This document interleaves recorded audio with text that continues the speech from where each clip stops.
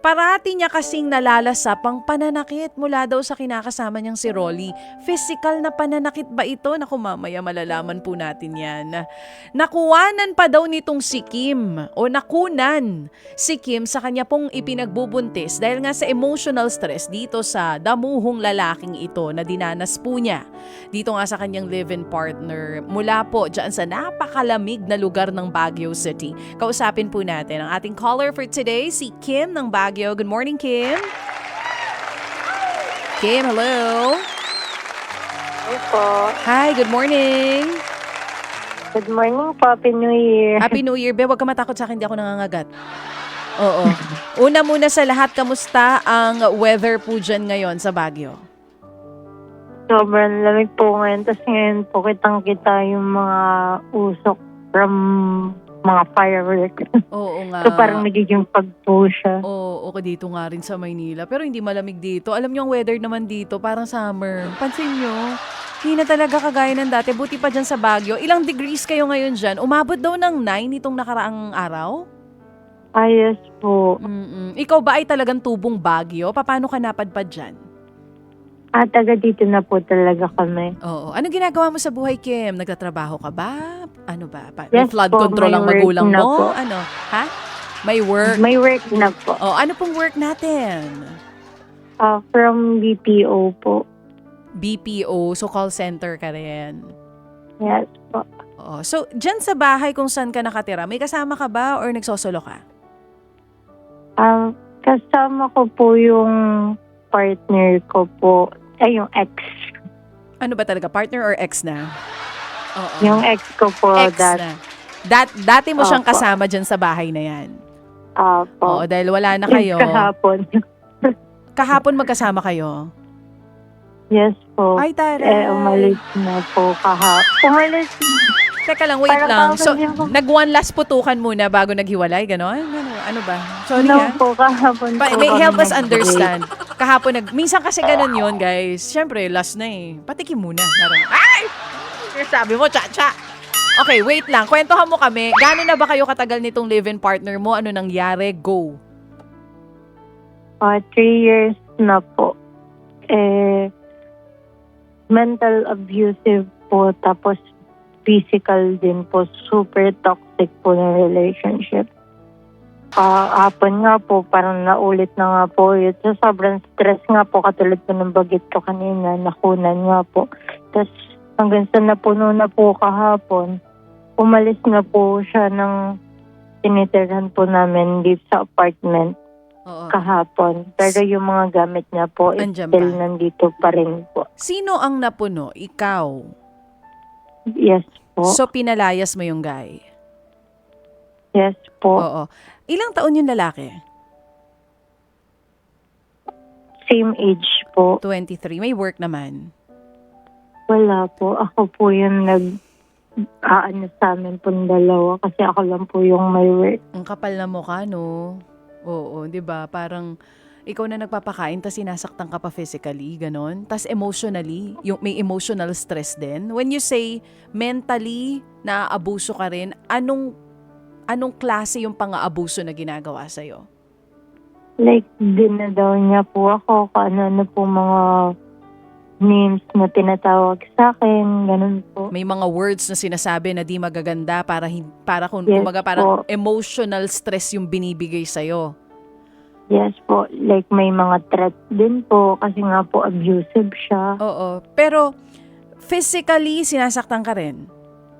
Opo, nambubugbog po. Ilang beses kanya sinaktan ng pisikal? Hindi ko na po mabilang.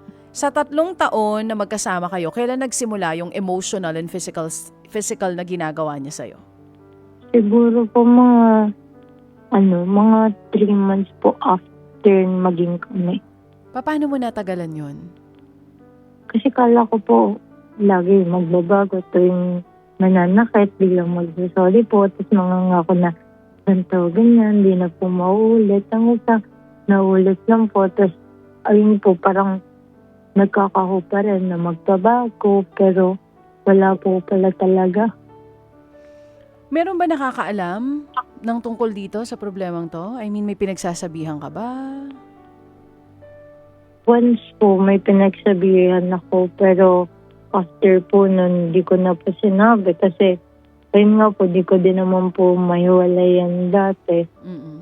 Ang sinasabi lang din naman po ng kaibigan ko na sinabihan ko is hiwalayan.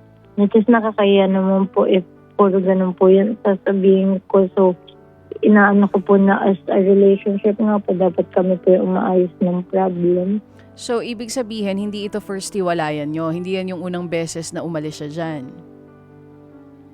Ngayon po, first po na umalis siya, pero dati po parang nagtataka na po ako na sabihin ko po makikipaghiwalay. Pero after naman po nun, bigla pong babait, nanunuyo, ganun.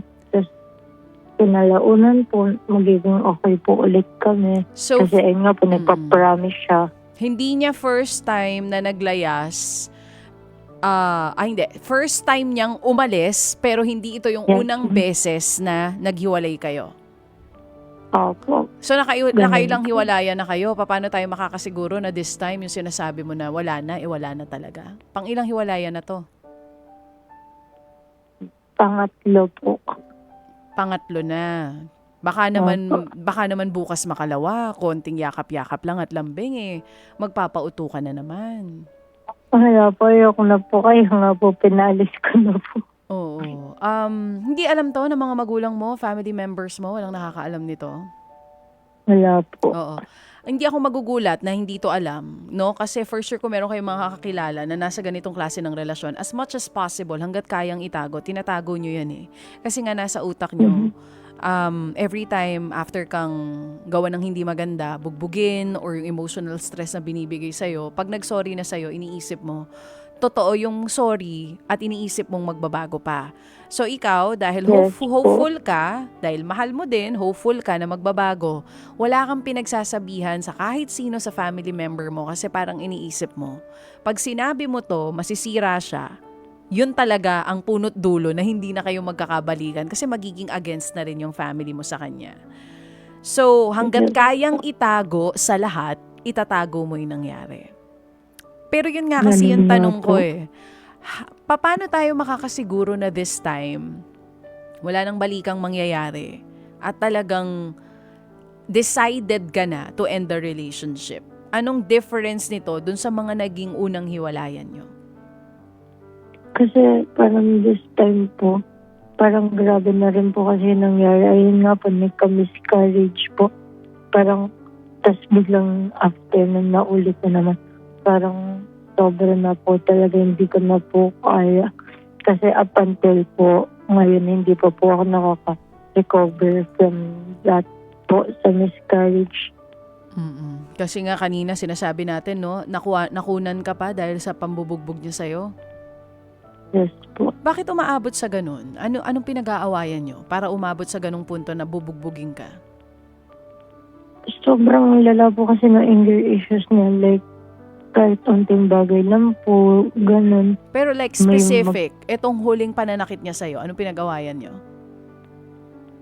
Ano lang po, sa mga bati-bati lang po sa New Year, like parang may bumati lang po. Ganun po. Bati-bati saan? Sorry, hindi kita masyado narinig.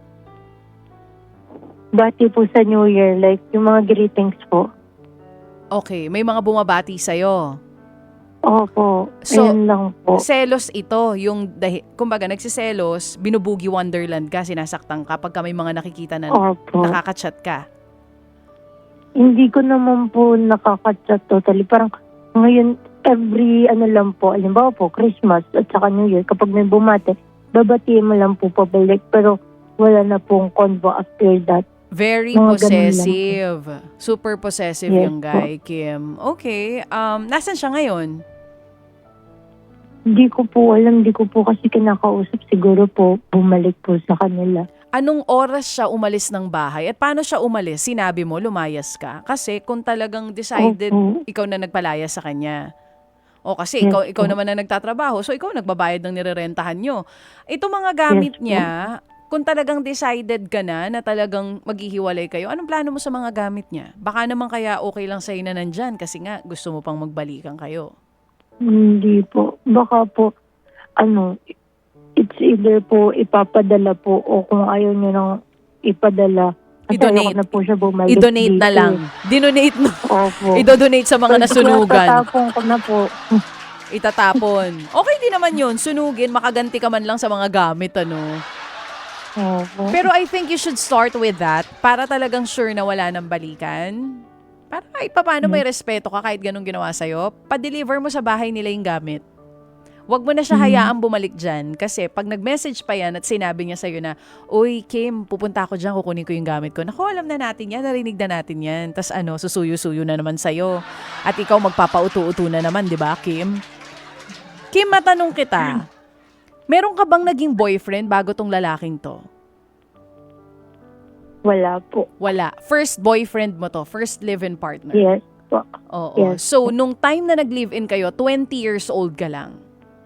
Yes po. Napakabata mo pa nung panahon na yon. Buti pinayagan ka ng magulang mo.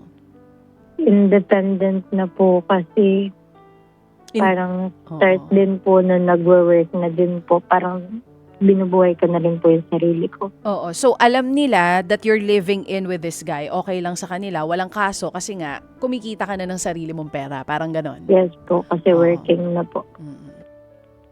Okay. Ang sobrang tita ko, no? Kasi parang for me, 20 is still young. Oo, may anak kasi Oo ako nga. Parang ayoko muna siguro siya makipag-live-in ng ganyang kabata. Pero kung mag-decide siya, edi kalbuhin ko siya. Char! Kalbuhin ko siya. Kinalbo yung bata. Anyway, buti sana, Kim, kung napunta ka sa maayos na lalaki, yung hindi ka sasaktan Pero ganitong klase ng lalaki naman, di ba, ang nakarelasyon mo. Paano ka namin matutulungan? Anong gusto mo itanong? Ano po kung best way para sa akin na po to na like maayos po yung mental health ko, makabalik po ako sa normal na life ko, ganun po. Kasi 3 years po kami magkasama, ganun. So, ang tanong mo na Like, is, nasanay po ako. oo, kung paano ka magiging okay ulit. Well, Oh, definitely, hindi ko masasabi kung kailan ka magiging okay ulit. But for you to be okay, you really need to help yourself. Dapat talaga tulungan mo yung sarili mo. Di ba? Dapat talagang decided ka na wala nang balikan to. Kasi Kim, alam mo, kahit anong pag-aaway, hindi ka tanggap-tanggap na sasaktan ka physically ng lalaki. Iba yung lakas sa atin ng mga lalaki. Kahit anong pagtatalo pa yan, hindi tayo dapat sinasaktan. Physically, lalo na yung emotionally, minsan nga mas masakit pa yung emotional stress kaysa dun sa physical na sakit. Kasi ngayon, physical pain, naghihilom. Yung emotional stress na binibigay sa atin ng tao, especially that partner of yours, mahirap maghilom yan. Pero bago yung i-advise ko sa'yo or sasabihin ko sa'yo, yun kung gusto mo lang, char. Meron mo nang gusto mag-advise dito. At bumati din ng Happy New Year. Mula po sa Laguna, si Michelle, 27 years old. Good morning, Michelle. Good afternoon na pala. Hi. Hello po. Magandang tanghali po. Good afternoon din po. Mainit po ang ulo? Ay, sorry. Hindi naman pala. Kasi parang, di ba parang may isusumbong na proponent naman kung ang seryoso naman natin dyan. Michelle, saan ka sa Laguna? Ano po, nag-Carland po. Oo. Kamusta ang New Year dyan? Maingay ba? May mga nagpaputok ba? Opo. Opo. Naputokan? Hindi. Nagpaputok ka? Nagpaputok ka? Hindi po. Oo. Hindi po. Ikaw ba ay may partner sa Bawal. buhay? Bawal kang magpaputok. Oo, totoo yan. Kasi nakita nyo naman yung mga nasa ospital ngayon, di ba? May partner ka po? Opo. Oo. Magkasama kayo? Opo, live-in po. Live-in din. Anong trabaho mo, Michelle? Cashier po? Cashier. Kamusta ang partner mo? Mabait naman. Yes po, mabait. Hindi nananakit. Hindi po. Very good. Dapat, Pero yung Oh. before ko po, same po. yung bago kami tong nung- live-in partner mo, pareho nang sa kinukwento ni Kim Hindi ngayon. Yung before, Yun nga. yung dati po. Kumbaga kapareho nitong jowa ni Kim. Hindi ko sinasabing iisa. Iisa siya. Oo. Pareho silang nananakit kagaya ng ex mo. Oo. Yes. Ang shy type nitong mga nakakausap natin. Hoy, di ako nangangagat. Ano ba kayo? Huwag kayong mahihiya, kunwari na lang walang nakikinig sa atin. Tsaka feeling ko naman, nanay ko lang nakikinig sa atin ngayon. Busy sila lahat kumain ng mga handa kagabi. Pinapangat na nila yan. Pangatlong init ang mga yan, B. Okay, Michelle, dahil galing ka sa abusive relationship, anong gusto mong i-advise dito kay Kim? Mag-usap kayo na parang wala kami dito. Sige, kausapin mo siya. Michelle, this is Kim. Kim, this is Michelle. Go, guys. Hello Advice po. ko lang, hello. Advice ko lang, kung ako sa'yo, hindi ko na siya babalikan. Kasi, nasaktan ka na niya at uulit-ulitin niya pa rin yun sa'yo. Kahit sabihin niyang magbago siya or sabihin niyang hindi na niya gagawin yun. Gagawin pa rin niya sa'yo. Kaya kung ako sa'yo, hindi ko na siya babalikan. Yun lang yun. Kasi sa dinanas ko, nagtiis ako ilang years. Pero wala, ganun pa rin. Nagbago siya 1 week, 1 month, then ganun pa rin. Nananakit pa rin. Yun lang. Oo. Ano, Kim, ano masasabi mo? Ang ganda nung sinabi ni Michelle, di na daw magbabago yan. Opo, na-realize ko na din naman po kasi yun. Naku, be, hindi ako naniniwala pa sa ngayon, ha? Kasi kahapon lang po kayo naghiwalay. Di ba, no, Michelle? Michelle, di ba, kahapon pa lang to, eh. Baka mahawakan pa lang to sa daliri, kiligin na agad, ipapasukin na, ipagplansya pa ng mga damit. Kaya nga, ang advice ko agad, i-donate na yung mga damit ng lalaki. Para talagang wala na siyang babalikan dun sa bahay. Oh, di ba, ikaw, Tapon na sa ilog. oh, yan! Pero sayang naman eh, kung ako i-donate, kasi magagamit eh. I-donate dun sa mga nangangailangan. Di ba? Labas ka. Doon ka lang sa tapat ng bahay mo. Bigay mo dun sa mga dumadaan. Merry Christmas po. Happy New Year. Bigay mo yung gamit. Pinamigay yung gamit eh, no? Michelle, ikaw ba? Tinda mo, okay. Oh, ang ganda ng mga advice ni Michelle, di ba? Itinda mo daw ukay-ukay, nagkapera ka pa. Tama, total ikaw naman nagpakain sa kanya ng 3 taon dahil wala naman yung trabaho. Michelle, dahil galing ka sa ganyang klase ng relationship, ano yung naging trigger para umalis ka dun sa relasyon na yon? Anong wake-up call mo? Ano po, nung sinasaktan niya na po ako sa harap ng anak namin, hindi na po talaga, hindi na good. Tapos, pati trabaho ko po naapektuhan na. Kaya, yun po, ina-realize ko at the end na wala na. Oo, ayun Parang, na. Mas minahal ko po yung sarili ko. Yun lang po. Nung pati yung bata nakikita na yung pananakit na ginagawa sa'yo, naisip mo, ay hindi na tama ito. So, may anak ka pala at tinanggap to ng bago mong live-in partner. Yes po. Oh, you're very, very lucky. 'Di ba, Michelle? Oo. At mahal na mahal naman nung bago mong partner, itong anak mo. Opo, tinuturing niya pong anak. Oh, very good. Nakita mo yon, Kim? Hindi pa katapusan ng mundo pag umalis ka dyan sa lalaking yan. Ito si Michelle, may anak, nakahanap ng bagong pag-ibig. Hindi lang siya ang tinanggap, pati yung anak niya. So, wag mo nang antayin na magkaanak pa kayo at saka lalaki yung bata, mawi-witness na binubugi wonderland, ginujombag ka ng tatay, tas saka mo lang marirealize na dapat iwan ton lalaking to. Ngayon na wala pang anak, mas madaling kumawala, umalis ka na. Di ba, Michelle? Yes po. Oo. Parang naalala ni Michelle. Oo nga. Huwag mo nang isipin yun. Ganun talaga minsan, kahit naka-move on ka na, kahit masaya ka na doon sa bago mo, pag may naririnig ka, nakapareho ng story mo, parang bumabalik ka doon sa kung paano ka dati. No, Michelle, no? Minsan. Mm-mm. Okay na po kasi ako. No, I'm happy that you're okay and you deserve it. At para sa lahat ng mga single mothers na baka sa mga mothers ngayon na nasa abusive relationship and parang iniisip nyo na it's the end of the world, sisave ko na lang to para sa mga bata. No. 'Di ba? Mas kawawa po yung magiging buhay ng bata kung nawi-witness nila na yung mga magulang nila ay hindi nagmamahalan at yung nanay ay binubugbog ng tatay. Anong trauma ang ibibigay nun sa magiging anak nyo o sa mga anak nyo para sa mga nakikinig sa atin na nasa ganitong sitwasyon katulad ni Kim. Michelle, thank you. Baka meron kang gustong batiin ng Happy New Year dyan sa lugar nyo sa Nagcarlan. Magulang ko pa sa Romblon po. Happy New Year kay Mama at Papa. May pangalan sila? Kay Papa Dominic po tsaka Mama Raquel sa mga kapatid ko po. Ano pilido? Michelle? Kasi Michelle lang, ang daming Dominic tsaka Dolor sa buong mundo. Hello. Ano apelido nila? Bernardo po. Ayun. Bernard. Bernardo. Si Papa Dominic and Nanay Dolor Bernardo. Saan ulit? Ramdan po. Sa Romblon. So, Happy New Year, Michelle! Pagkamahal mo, mahirap alisan yung relasyon, mahirap iwanan, kasi nga, mahal mo eh. Tsaka pag nasa relationship ka with someone that you love most, natatanga ka talaga, tsaka nabubulag ka talaga. Lahat na ng mga tao sa paligid mo, sinasabi, hindi yan ang para sa'yo, hindi mo deserve yan. Pero mas nangingibabaw pa rin yung feelings mo towards that person. Hindi ko kayo masisi, no? Kasi lahat naman yata ng taong nagmamahal, mas pinapagana talaga natin yung puso natin more than yung utak natin. Di ba nga sinasabi nila, kahit yung pinakamatalino pang tao nagiging bobo pagdating sa pag-ibig. Pero wag naman sanang ganito. Wag naman sanang hanggang sa pananakit, lalo na yung pisikal.